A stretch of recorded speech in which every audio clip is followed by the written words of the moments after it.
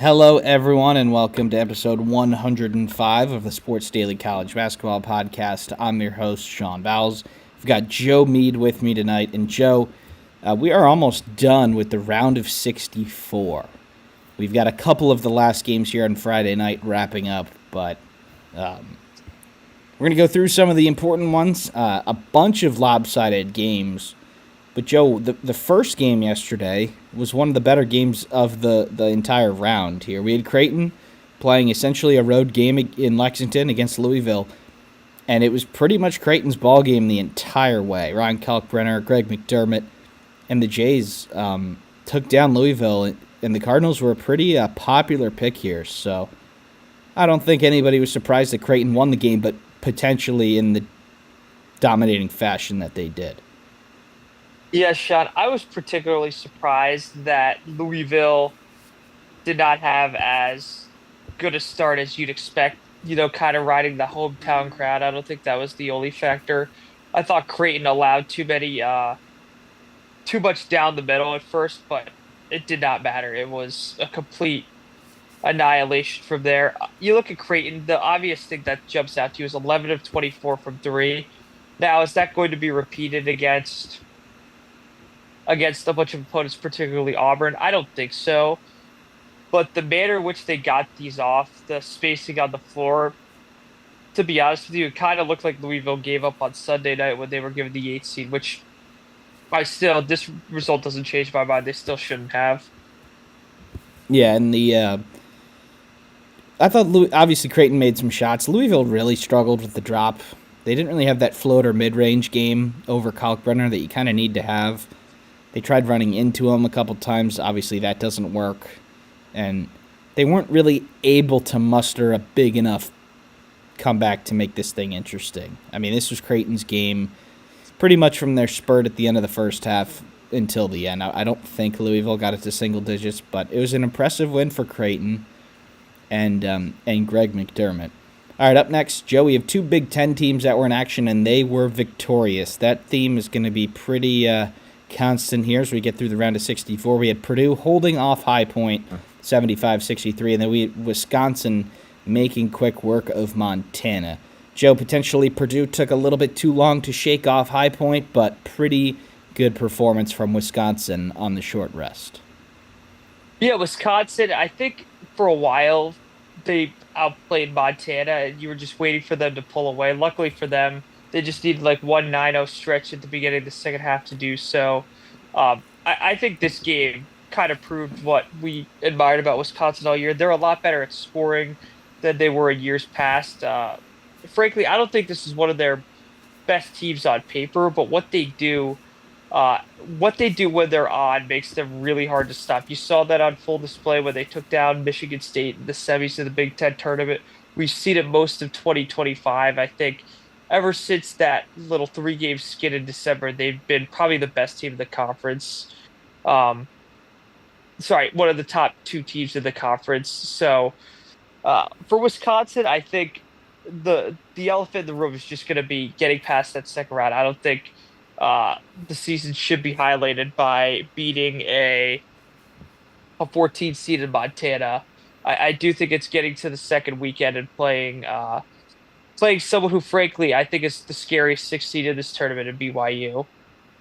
And for Purdue, Joe, I think the Boilers were actually a little bit lucky that High Point didn't really have the shot diet of teams that beat them. High Point, like way more than half their shots were from three.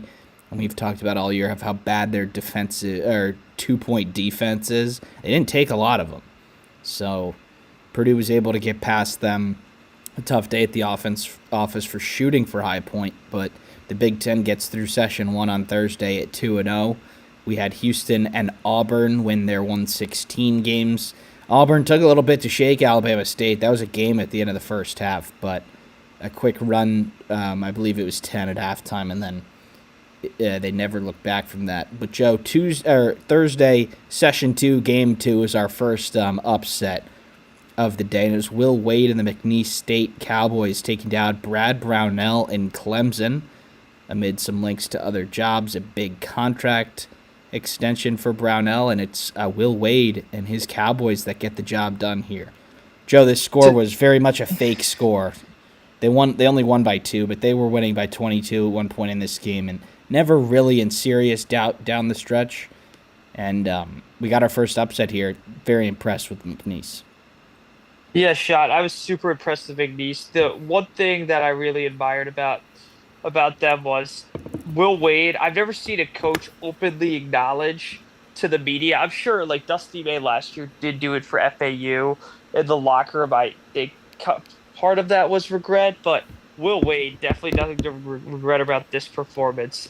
Dominant, I thought until about the 3 minute mark, and then it kind of wheels fell off. Luckily, it didn't get completely out of control. I don't really think anyone thought Clemson was truly going to make a comeback, including Clemson themselves. So, 13 points in the first half. That's all I'm going to remember from this game, Sean. I think, to be honest with you, why Clemson's season is over, and we're going to talk about Michigan at least for another day, is because Clemson dug themselves a hole that was just too deep to come out of. I think in in years where upsets happen and in games, I think it's really rare where you're neck and neck the whole game, just because at some point you're going to have a dominant stretch, or at some point you're going to take over. I think what happens is if when the other team has their dominant stretch, it's when it gets completely out of control, and the entire first half for Clemson completely out of control.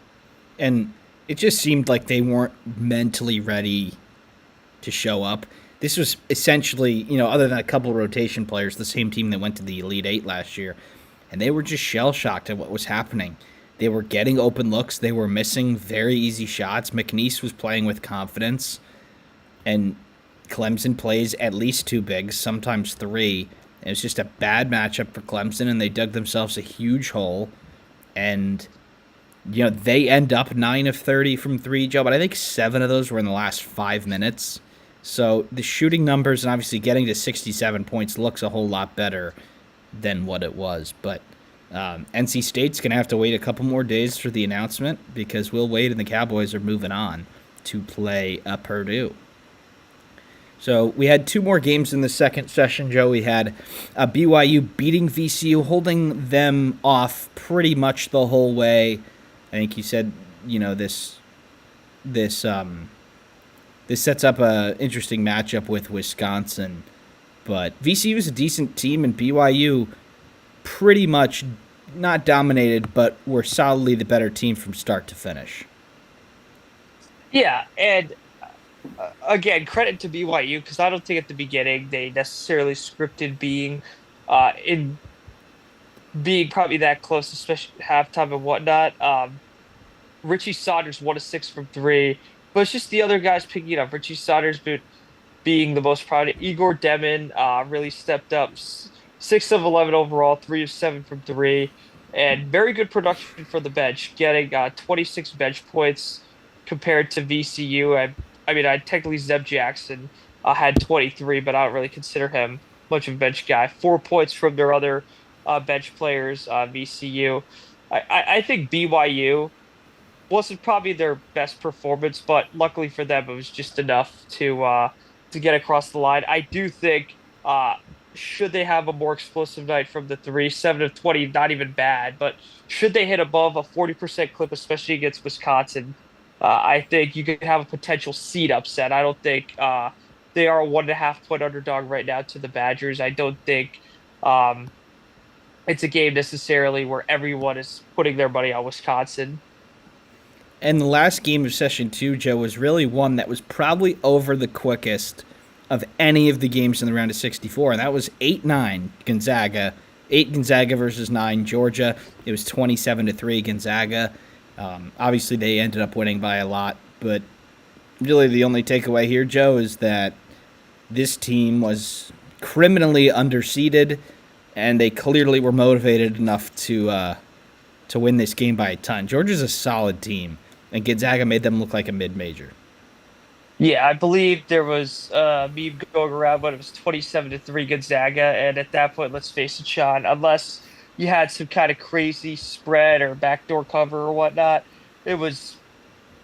I mean, that was probably the intermission for a lot of people where they went to dinner or whatnot. I was Uh, I wasn't surprised Gonzaga won. The sheer level of domination right away. I don't think that was anything anyone expected. And frankly, I think most people have picked Auburn and Houston to go to the Sweet 16, not only because it's chalk, but because they've been phenomenal most of the year. I can't think of a better message both uh both the 8 seed Gonzaga and the 9 seed Creighton could have set beforehand. I think it's gonna give people a lot of doubt, and perhaps sway some money in Vegas toward their direction.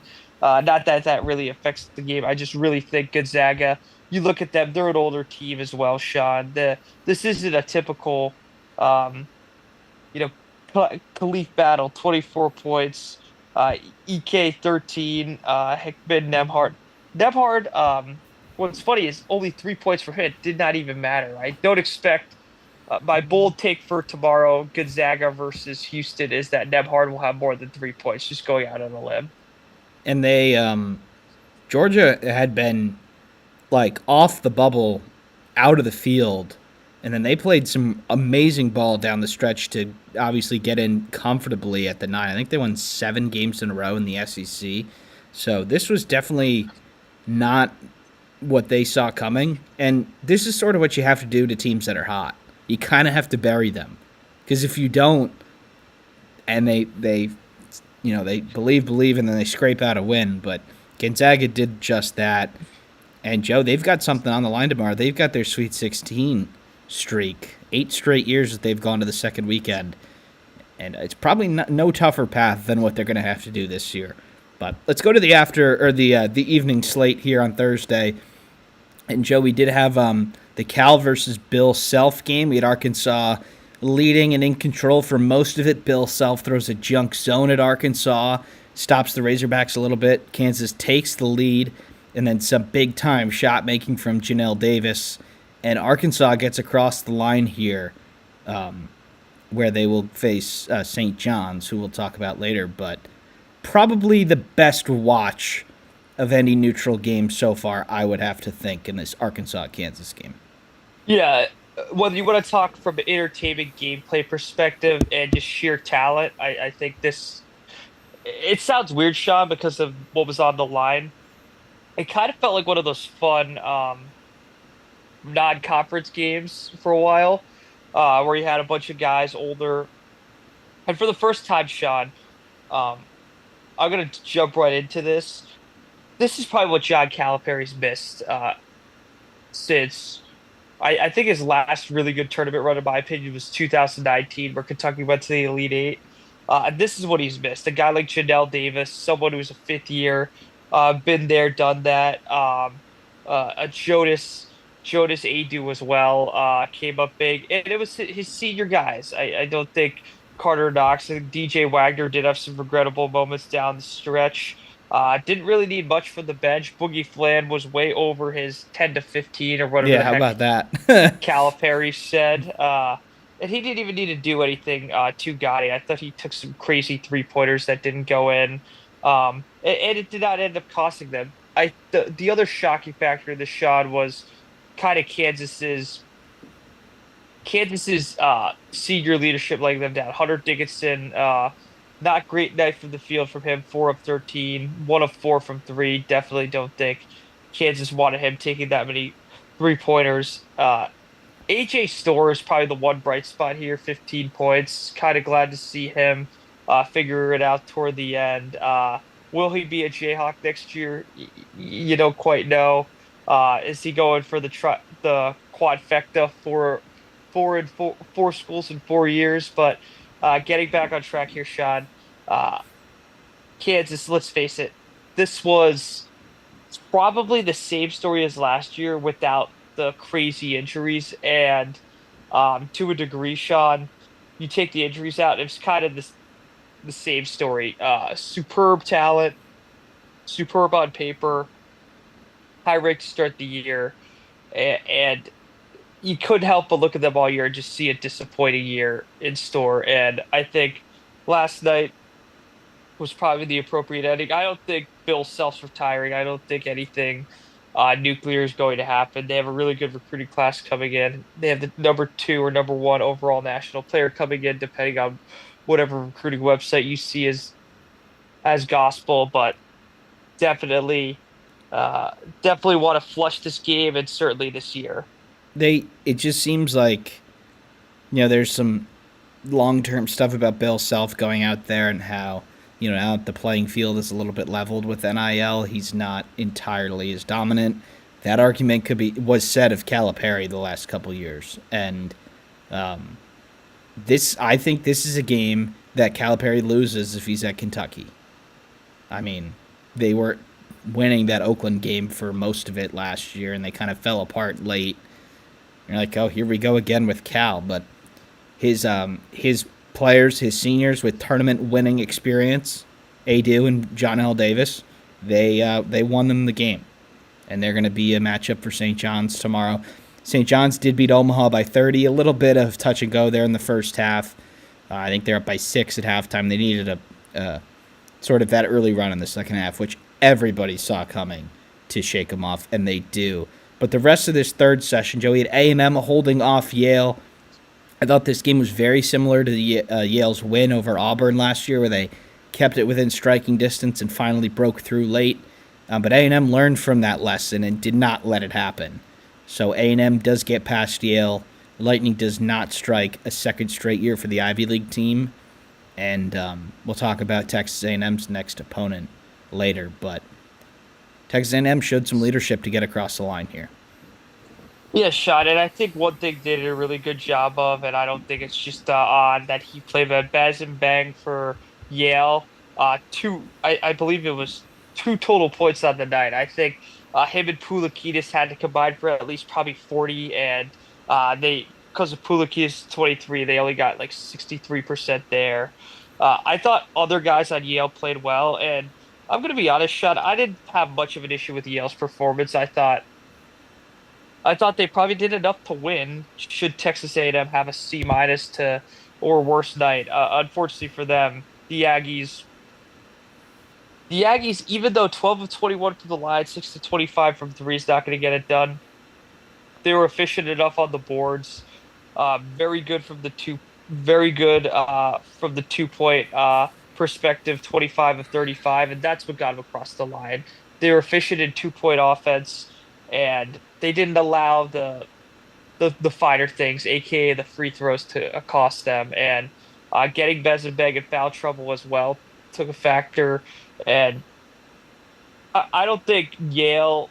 I don't care how much film you could prep over 3 or 4 days. Yale was not ready for this level of physicality in Texas A&M. This is something we've called out over the year. I think it just didn't get noticed because of how competitive the SEC was this year.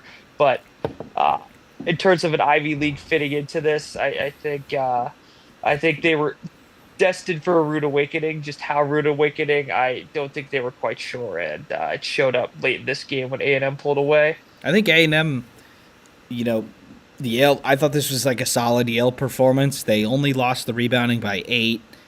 They only made 3 less free throws, and they made more threes. Like, they probably shot the 46 and 38, maybe 1 or 2 more makes, but the 2-point field goals for A&M was the difference. I mean, a significant 25 for 35. Like, that's too good of a percentage to overcome. And I thought Mbang did a decent job on Taylor. He just held him to 16 points. And, I think steps 1, 2, and 3 of the upset were there, but 4 and 5, they just couldn't get across the line. All right. Up next, Joe, in session 3, we have Drake pulling off the upset against Missouri. We predicted this game as a game that could go either way, and that we'd figure it out right away, early on, which way this was going to go. And before the first media timeout, this tempo was in Drake's favor the entire time. Missouri did have a late push. I think they cut it to 4 with a wide-open 3, and they missed it. But Bennett Sturts, Ben McCollum, and Drake are moving on to the next round. And the program that is going to hire Ben McCollum next is going to have to wait a couple more days to make the announcement. But, Joe, Drake took the shot clock down every single time and seemed to have like 7 or 8 back-breaking makes. But they were 30-3 in the regular season. I thought the best mid-major, and they proved it by beating a solid SEC team here. Yeah, this was another one where it was a very popular upset pick. I think a few guys to highlight. Bennett Sturts, obviously averaged 19 a year, so him necessarily going off isn't a complete and total surprise. Uh, also off the bench, having having Banks go off for 15, another big factor. And the one thing that's got to be really disappointing for Missouri in that run, you mentioned the open three-pointer. You also have to mention shot. I think Drake got timely rebounds as well, Yeah. and that was Drake was backbreaking. +5 on the boards. Yeah, and I don't think many people anticipated Missouri not just not getting dominated on the boards, but losing that rebounding battle. I think you cut that. That was a 10-point game. That 4 point when Missouri cut it to 4 points, that was probably more the game narrative. I'll remember more so than Drake winning by 10. Um, I thought it was inevitable that Missouri would go on a run. They just did it too late. They dug themselves a hole, and uh, we're going to talk about it later on for a team that avoided an upset. The hole was too deep, and I'm convinced that most upsets, Sean, are not neck and neck, and then the other team pulls away. It's you dig yourself a hole. Even with the lead, you can dig yourself a hole. But normally, um, when you lose is when you dig it in the beginning of a half or the beginning of the game, and you spend your time crawling out of it. That's where paranoia kicks in. Most people in this building who were not Missouri fans, they usually go with the higher seed, the lower seeded team, the underdog. And even though Drake's 31-3, I think most of the building rallied around them and carried them across the finish line. Yeah, this was one of the best defensive analytical performances against Missouri this year, and I just want to see the final possession count here because, yeah, so 65 possessions in this game, and they held Missouri to 57 points. That is very good. Adjusted to 0.74 points possession analytically, and you have to go back to never. This was Missouri's worst offensive performance of the year. So you got to give Drake a ton of credit. They did prove they could beat at-large power conference teams earlier this year. They won the Charleston Classic. They beat Vanderbilt. The committee didn't see them good enough to get a 10 seed. I think they proved them wrong. I think all of these top of the line mid-major teams, Joe, whether it's the 11 or the 12 seeds, the VCUs, the UC San Diego's, the Drakes, not all of them won, but I thought all of them provided a very decent account of themselves. And especially with what's going on in a couple of the other power conferences and the Mountain West, I think the committee could be taking note of these mid-major performances. But we got a lot of stuff to go. That's a topic for another episode. And we'll finish Thursday here, Joe. We had two really big wins, UCLA and St. John's early. Texas Tech holds off Wilmington. That was the latest game. I did not make it to the final buzzer there. But And they pulled away. Let's face it, they yeah. pulled away in the middle of the second half, and I don't think an upset bid was really realistic from the 10-minute point to later.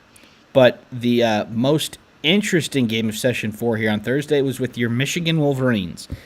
Probably the most picked upset, I would say. Analytics definitely had it close. Michigan, jumps out to a 10-point lead. They're up by 14 at halftime. It looks like they're going to cruise to this one. And, Joe, they actually end up down inside 2 minutes. And guess who? It's Trey Holloman who hits the big-time shot. Not Holloman. Donaldson, that's right, my bad. Holloman is on the other Michigan school. Yeah, definitely. If he listened to this, he would not be happy. Trey Donaldson, 2:13 left, hits a three to give Michigan a 1-point lead.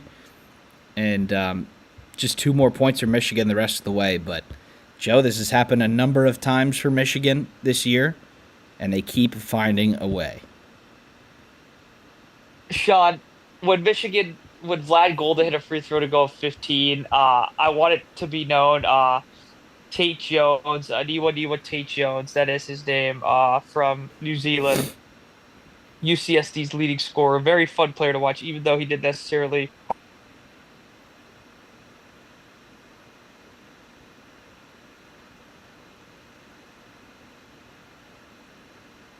Sorry, cut out for a bit. Even That though he didn't necessarily have a great game last night, very good touch, very good at backing guys down. He had 4 fouls with about 17 minutes left. Like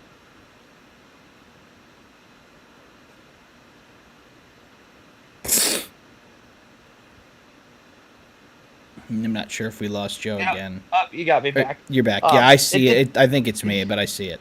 yeah, yeah. It didn't even matter, Sean. UCSD, just the spurts they went on, 9-0 run, to cut it to six. Then just kind of stayed within. They got down as far as 10 each time, but they would hit a three. They would continue to force Michigan to turn the ball over, and they didn't let Vlad Golden or Wolf touch the ball in the paint in the second half. The first half, they did a really good job for most of the time, but then they'd have a 2 minute stretch where Vlad, especially toward the end of the half, got most of his 14 points, and they seemed unable to deal with Danny Wolf in the first half. The second half, they did a much better job, kind of forcing him to be his own worst enemy. He over dribbled, uh, made a lot of Michigan possessions very non-productive, and it was really the unsung heroes, the bench guys for Michigan doing it, something we hadn't seen most of the year. Will Cheddar hit some big threes. And Roddy Gale was probably the MVP for me for Michigan last night. If not for Trey Donaldson, I would say Roddy Gale was Michigan's best player. He was aggressive going to the basket. Even some of the shots he missed, Michigan was able to get rebounds off them. So ultimately for UCSD, I think there was just too little time for them. I don't think Tate Jones. I am fully convinced if this went to overtime, UCSD probably would have found a way. Um, this was not a team that was scared. They played confident, even down 15. It was very clear. Um, it was very clear they're a loose team, and even I think a lot of people are going to criticize the coach for not calling a timeout toward the end. They had 20 seconds to tie the game, down three. Uh, their hottest guy, Davis, missing a three at the end. I don't really think that's I don't really think that's probably the worst way to end your season. A guy who had 25 points, missing a three, albeit an off-balanced one. I think it was just a little strong. And luckily for Michigan, they move on. I promise you that type of performance will not suffice against Texas A&M. But I do think UCSD, Sean mentioned with the turnovers, with the elite guard play, and the fact that a lot of them could breeze by our bigs. I do think this was as bad a matchup against the 12 seed as it could have been, and I saw it in reality. There are a couple things I want to go over stats wise. Michigan was +6 in rebounds. UCSD was +6 in turnovers, so essentially a draw there. You have UCSD with 11 free throws, Michigan with, 10, and Michigan with 11, +1 for Michigan there. 7 threes to 9 threes, that's +6 for Michigan. Two more twos for UCSD, that's +4. This game was essentially tied across the board.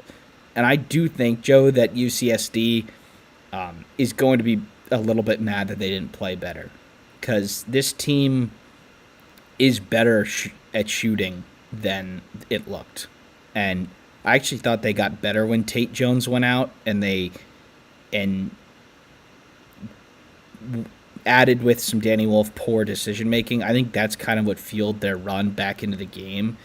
And like they're a team that's usually pretty efficient offensively, and to be 7 of 30, 24 of 36 or 62, like I think they are going to be kicking themselves that they didn't do it on the offensive end, because I do think they did it on the defensive end, holding Golden and Wolf to just 23 and 18 combined.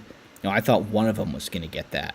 So they did enough there. Michigan obviously missed a number of free throws, but I said for Michigan to win, I thought Trey Donaldson had to come through. He did. And Joe, I think we can give most of the credit for this Michigan renaissance to Gale and Donaldson. They were unplayable at times down the stretch of the season. They go into the Big Ten tournament confident, and they do drag the Wolverines across the line here. Yeah, and I think I think drag is perhaps too uh, to weaker term, I would say they really carried them. Donaldson kind of had the look when he hit that three. Bleep all you guys, I'm gonna do it myself. And for 3 games in a row, he's hit a big three. With less than 2.5 minutes to go, and I hope that doesn't continue because it means that we're gonna be in another close game, and I'm gonna be on my hands and knees again. But it's probably what's going to end up happening just based on the track record of this team. All right, Joe. Well, we have some Friday games to get to too. We're gonna go through these a little quicker. Mhm. Session one actually had three really close games. Baylor holds off Mississippi State. Mike was there in attendance. Baylor was really in control the entire way here, and they probably should have shut the door quicker than letting Mississippi State have a chance to tie it with a second left. But Baylor survives in advance where they'll face Duke in the round of 32.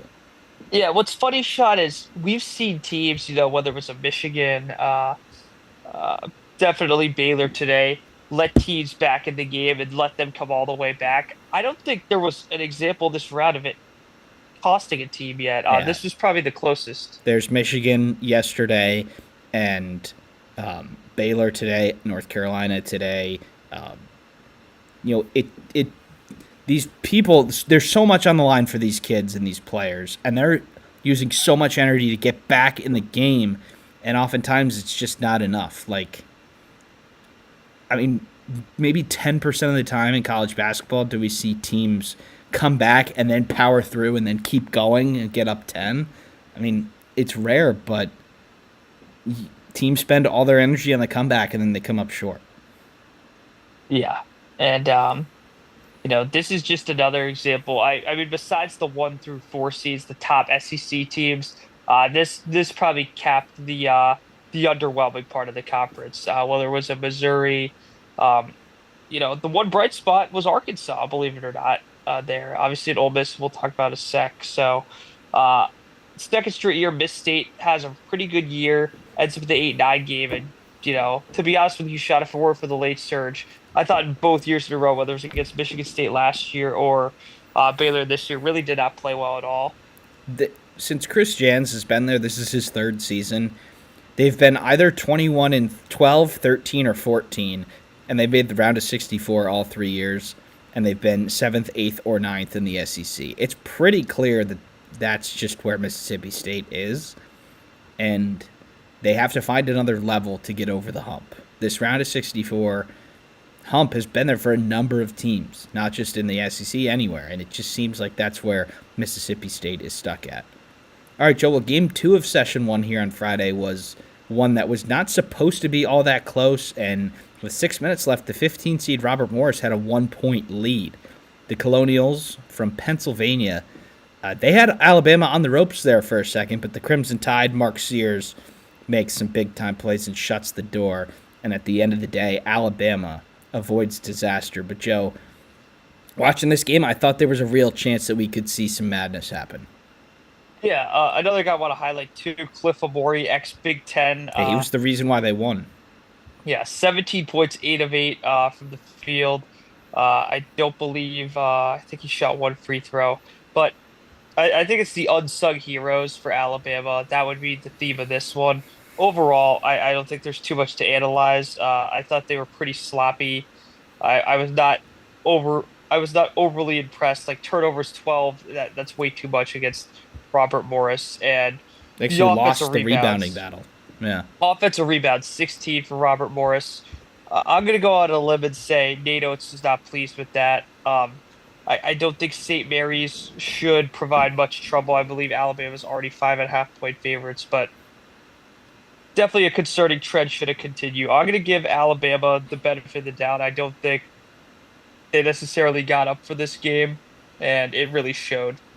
I thought Robert Morris played very well. I actually think Alabama's very lucky here. I think they got a couple of nice whistles down the stretch, and um, like Robert Morris was playing with confidence. Dickerson for the Colonials, 25 points, 9 rebounds, 3 steals, and 2 blocks. I mean, he was all over the place making plays, and I thought Amori's ability to be a lob threat, like, won them the game, and then Grant Nelson coming into this game, Joe, was a game time decision. Didn't play missed the second half of their SEC loss.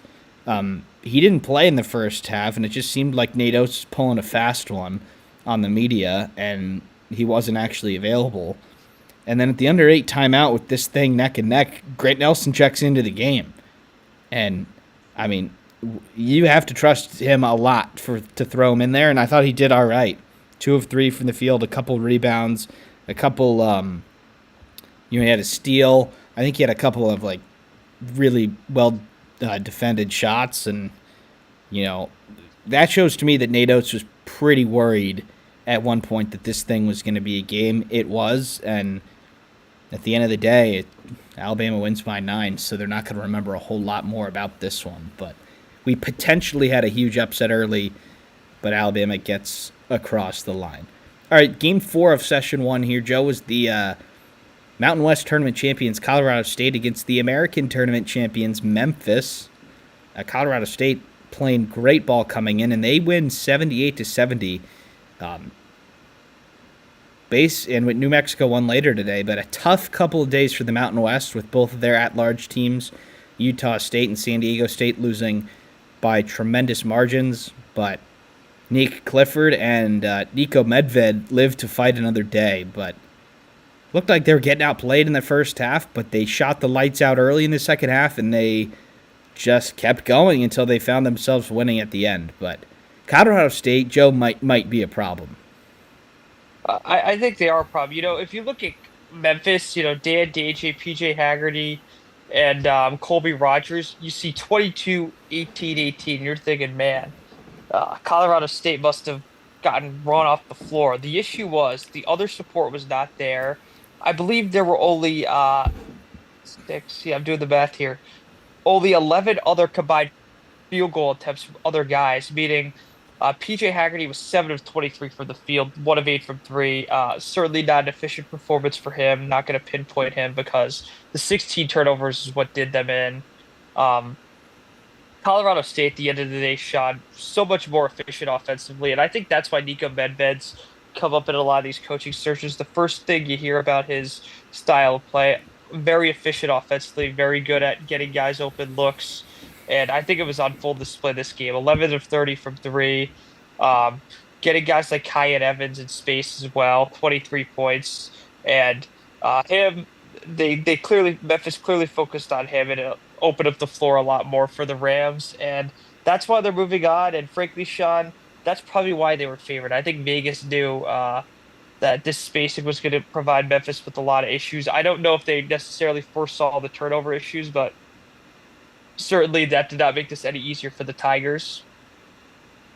When Colorado State, now this is their third straight year in the tournament, and I think Medved has kind of reached like the limit that he can get out there in the Mountain West, which is probably why this will be his last year there. But they just don't seem to stop playing well for more than a stretch. I think Memphis had a 4 or 5 point lead in the first half. Still felt like Colorado State was getting good looks. They ended up making like their first 4 or 5 threes in the second half, and they take the lead and never look back. And Joe, this isn't really a good couple weeks for Colorado State. They're top 10 in Torvik since January 8th.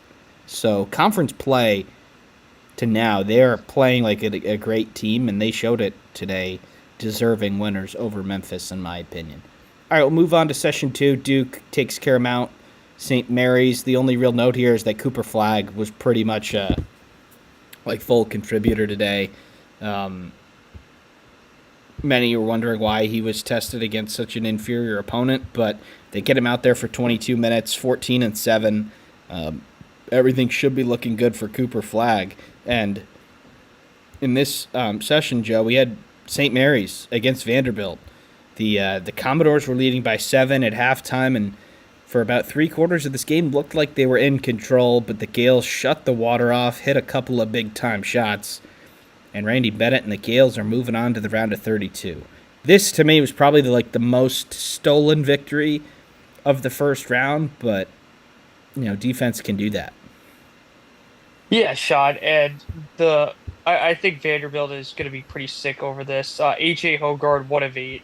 performance that does not stand out to me in the worst way possible. But he's not the only one. I don't think necessarily all that efficient offensively toward the end of the game, and I think that's mostly because of St. Mary's defense. St. Mary's very balanced scoring. Did not do at the end of the day. They just didn't hurt themselves that much. They lost the turnover battle, but nine isn't anything to uh really like have your eyebrows raised over. And overall, Sean, I think to a degree, I was pretty surprised. They didn't really need much for their bench.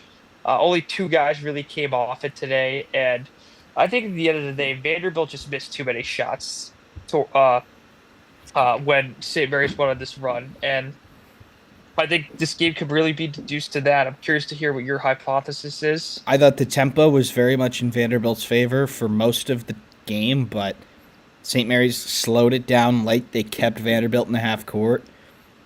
Really, Jason Edwards was the only one who could create at all against their set defense, and he ends up with a pretty nice game, honestly. 8 for 18, 18 points. But they rebounded 31 of Vanderbilt's 36 misses. Like, that is an incredible percentage. 5 out of 36 offensive rebounds for Vanderbilt, who are a pretty good rebounding team. They kept him in the half court, and they had him one and done. And they hit just enough shots coming down the stretch. Thought Marshallonis, Ross, some big-time shots. And they're going to move on and face what, in an Alabama team, Joe, who is probably like a better version of Vanderbilt. So they can't fall behind by the margin that they did to Vanderbilt. I don't know if 10-12 is they can make that up against Bama. But if they get them in the half court early, get a little bit of a lead, get Alabama off their game, and maybe they could pull it off. But discipline and style and sets, that won the day here against sort of the tempo athleticism of Vanderbilt.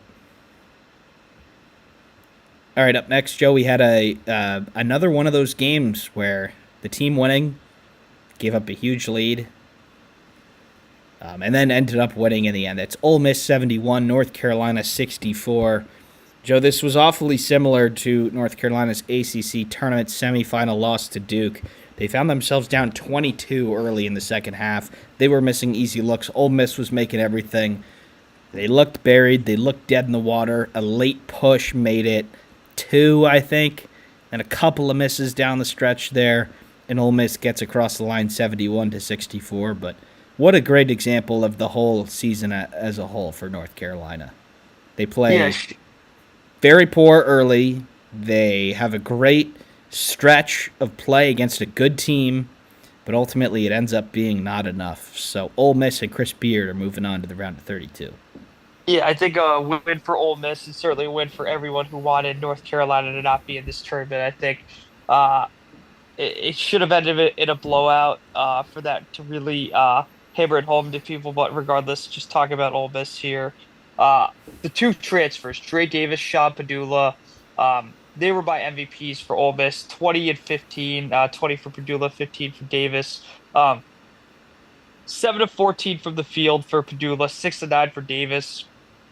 I think, to put it simply, Sean, the two best players today for Ole Miss were better than anyone on UNC, including RJ Davis, 6 of 17. I think this is one of his more forgettable games, 1 of 8 from 3. I think he did have a really outstanding performance for them to win, especially given the 20-point margin 20-point deficit they found themselves in a hurry in this game. Uh, I think UNC needs more for their bench, and ultimately, Sean, kind of like Kansas, another team that started off the season with really high expectations, uh, just not the right combo with talent. I think individually, a lot of these guys could contribute, whether it's this roster or others. Today just kind of was a full display of why UNC was in that position to not be in the tournament in the first place. I actually think they approached the comeback right. Like, they shot a lot of threes, and that's what you kind of have to do to come back against good offensive teams, but they weren't able to hit sort of the big momentum timely ones like other teams have when they've come back. Padula, obviously, with the dagger, just a little bit of like a replace screen where the UNC defender sits behind it, gives Padula a room, and he nails it. But the ACC, Joe, just has one team left, and we're only one round in, and that's the Duke, and they might win the whole thing in Duke. Yeah. But we conference narratives, Mountain West not so great, maybe a little better today. The entire conference, the entire power conference of the ACC is on the shoulders of Duke already, and we've only played one game. Obviously, North Carolina got the win in Dayton, but going to be disappointed for the ACC unless Duke cuts down the nets in San Antonio. All right, we had Maryland really taking it to Grand Canyon today, Joe. This was a game that many thought could be an upset pick. Grand Canyon did win in the round of 64 last year as a 12 seed, but this one was one that Grand Canyon missed a lot of shots early. We had Maryland really defend and rebound well early. They were able to pull a 20-point lead really quickly. I think it was 33-13. Grand Canyon does pull it a little closer at the half to 14, but the Terrapins thoroughly dominant in this one, which I didn't really see coming. No, I thought Maryland victory was certainly more in the realm of possibility than anything. Domination. Maybe we just overthought it, to be honest with you, Sean. Maryland's been a really efficient team all year, and frankly, we said this on our in a nutshell podcast. I do think Maryland, like Wisconsin, has played really well since the turn of the new year, and perhaps we just didn't give them. We've given them a lot of credit. Perhaps we still haven't given them enough, and I think it's on full display when there's such a talent disparity and such a balance discrepancy. I know everyone talks about the Crab Five, but it is a really damn good starting five for Maryland, and it really showed. Was on full display today against a mid-major. And Joe, you'd have to go all the way back to January 5th to the time that they've lost by more than one possession. So when they are losing, it is very, very close. And even those games it was their West Coast trip to Oregon and Washington, it was a 4 and a 6-point loss. So they aren't really getting beat by a significant margin at any points during the game. And it's just easier to erase. We talk about when you don't really have it, keep it to 7 or 8 because you can come back from that rather than 16 or 17. And Maryland's doing a great job of that. I think Grand Canyon really liked their chances in this game coming in. Like, they have some high major guys. They have a good offense. They were close to getting to the Sweet 16 last year, but 28% from the field. And Bryce Drew and the Lopes come up short. But what a performance from Maryland. All right, we'll go to session 3 here, Joe. We had Arizona, Kentucky, and Florida all winning pretty comfortably. That is good for them. But the 7-10 game was definitely the one that was circled in this session, and it's Richard Pitino and the Lobos that get the victory over Shaka Smart and Marquette. Let's praise New Mexico a little bit, Joe. Donovan Dent was awesome, 21 points. Nelly Jr. Joseph with 19. And it was one that New Mexico sort of had control of the entire second half. And unfortunately for Marquette, the Shaka Smart in March theory is still alive. Yeah, it's alive and probably prevalent more than ever.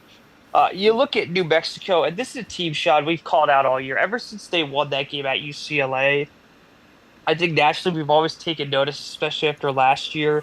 But I think we kind of had recency bias about the tournament. New Mexico hadn't won a game since 2012 in the tourney. Last year, I think they had they let a lot of people down, and by a lot of people, I mean people who pick brackets, who really cares. When they lost to Clemson as Vegas favorites, and they got destroyed. This year, they won the Mountain West pretty comfortably in the regular season. Didn't win the Mountain West tournament, but then you see the other teams, not San Diego State, unfortunately, do well in this tournament. Perhaps the Colorado State game was an Easter egg for what was going to happen tonight. CJ Nolan, only guy at the bench really contributing, but you have to admire how good Dent and Nelly Jr. Joseph are. I think they outplayed Marquette Stars, which is pretty shocking. Cam Jones, 6 of 14. I thought New Mexico did a really good job limiting him. I thought they did an awesome job. Um, I thought they did an awesome job on the boards as well. They won the rebounding by 6, I believe, Sean. And I think that's something that you can't do against Marquette. You can't give them extra possessions. You can't let them go on runs. And Richard Pitino, uh, I've defended him a lot on our shows in the past, whether it was at Minnesota or whether it was his stint in New Mexico. How he's not up for bigger coaching jobs, like nationally. I think that's going to change very quickly. I think it might change in a couple days, Joe, with what's going on in Philadelphia. Um, but yeah, they're just a good team. They've lost players over the years to higher conferences, like JT Toppin from Texas Tech. He was New Mexico last year. They had John Tonji committed for a week or two there last summer. So they get Michigan State up next. Now, I don't have the scores from this final session of games, Joe, because they were wrapping up when we clicked record. But we have UConn getting past Oklahoma here, a game that UConn was up early, then Oklahoma brought it back, and then UConn gets across the line. But the Huskies do enough defensively to win here, holding Oklahoma to just 32% from the field. But Joe, UConn gets across the line here, but they're going to need a lot more to give Florida a game next round. Yeah, I think UConn, this was just a good enough performance, and perhaps it's really harsh because we're grading them on the scale of the back-to-back defending national champions. So take that with a grain of salt. Liam McNeely, we talked off air, needs to be better, 2 of 13, but other guys carried them across. Samson Johnson, very efficient night. Very good night for Terrace Reed off the bench with 12 points and 7 boards. And probably more of a signature UConn performance in this year than ever when they've won. Very balanced performance. Not all the stars play well, but there's enough slack taken by guys like Terrace Reed um, and solo ball. So UConn, I don't think Dan Hurley is going to let them have a fun practice tomorrow. I doubt practice is fun based on what I see on the 60-minute clips and Yeah, the any day. It's yeah, but um, like I said, I don't think I really don't believe that. Oh, this carries over, this doesn't carry over. So I think UConn. I'll put it to you this way: if anyone thinks Florida is happy after their blowout win today, having to play the back-to-back defending national champions, as much as they might convey it at a press conference, I doubt that's the 8 seed they wanted to see. Let's just call it what it is. if Dan Hurley's got something up his sleeve, I think we're going to see it. Now, Florida should probably win by 20. They're that much better than UConn, but first couple shots going for UConn, maybe something else happens.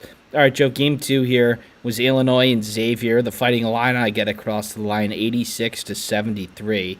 In a game that they weren't dominating by any stretch, but they were pretty much in front from start to finish.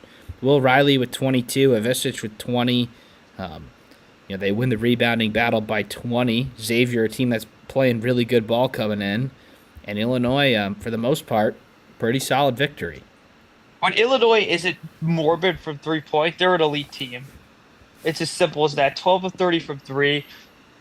We were not so far off them going 2 of 26 from three, going stretches where they went like 1 of 15 from three in a game. And this is the Illinois we need to see, Sean, if they're going to make a run at this. I think performances like tonight is why they're only a 2-point dog against Kentucky on Sunday. The balance of this team could be really something, or if one of those guys or two of those guys aren't playing well, they could get blown out by anyone, as shown by their latest loss to Maryland in the Big Ten tournament. So, has Illinois finally solved this? We're just going to have to find out on Sunday. This team has been anything but a steady guess, and I certainly would not put money on or against them because of the volatility. And defensively, they held Ryan Conwell to just 3 of 10 from the field. He's somebody who's been one of the best players in the country the last week or two. Swain does go 10 for 17. So defensively, I think there are some things that they could do, but they took Xavier's number one player out of the game. offensively, and that was enough to kind of pull this thing away a little bit and win. And not only were they good from three, Joe, but every starter made one. I just think that's really important for sort of threats on the floor. Everybody has to be guarded on the 3-point line. Ivisic, 4 for 9. Obviously, he is very important to drag the 5 out, whether it's Hughley in this game or whether it's Amari Williams for Kentucky. But I was impressed with Illinois today, and I think I think there was a lot of ways Xavier could have won this game, but the Fighting Illini were ready to play, and they off the win. All right, Joe, we had 2 other Big Ten teams in action here to wrap up the round of 64. And while it was a little bit close for Michigan State early, they end up winning by 25. And Oregon and Liberty, that game was not very close early on. Oregon pulls this thing away early and makes it look pretty ugly in the end. But, Joe, Michigan State and Oregon wrap up an 8-0 round of 64 for the Big Ten. Yeah, Sean, I don't think a lot of people realized. I don't think a lot of people would have predicted that the 8-0, nor that the Big Ten would probably be the most successful conference uh, in the first 2 days of the tournament. It is worth noting as well, Sean, that probably this probably makes Indiana feel vindicated slash even worse because I think they've beaten a lot of these teams in there. They beat Michigan State. They were competitive against teams like a Michigan in here. So that's my only comment regarding that. I do think the Big Ten does have its work cut out for them in the round of 32, just matchup wise individually. That's something we're going to have to wait till for the next 48 to see. But I think most disappointing conference has to be ACC SEC tie. Aside from an Ole Miss, I don't think the SEC necessarily pulled their weight. And then most notably, Sean, every protected seed won. So uh, for people who love the chaos of March Madness in the first 2 days, not really much of it. Let's face the facts, Sean. The 12 or the 5s that happened, they were pretty predictable. Colorado State was favored over Memphis. McNeese was a popular upset pick the last 2 years. UCSD would probably have been the one for real March Madness to occur. So, do I think more upsets are in store? Most definitely. I think at some point something's going to have to give. But for now, Sean, very chalky first 2 days. Yeah, we had 2 12s. We had every seed from 1 through 12, 2 12s, 11, 10. But it just seems like that a lot of these games weren't even close. There were a couple that could have gone either way, but and I don't know if we've mentioned this explicitly on the pod over the year, but where you were in relation to like efficiency against the average team this year would have had you like way further down on the analytics than in previous years. Like, for example, the top 3 teams on KenPom at the end of the regular season are in the top 10 KenPom teams of all time, which started in 2002. So I do think we are the top of the sport is a little bit better or further away from like the good or the middle than it has been in the past, and I think that's a pretty good example of what happened here, Joe. I think we had Alabama, who was scared a little bit, and then Purdue, who was in a semi-close game. But to have 2 of the 16 protected seeds sweating a little bit, I think that is why we haven't seen as much of the big upsets this year as we have in the past. But that sets up better teams for better games the rest of the way. And, every 1 through 4 seed's still alive. And, chalk does set up better games in the future. So I think we're going to wrap this one up. Round of 64 recap. We've got the round of 32 the next 2 days. Please be sure to check out when our next podcast comes out some of our other videos. And we'll see you next time. Thanks for tuning in.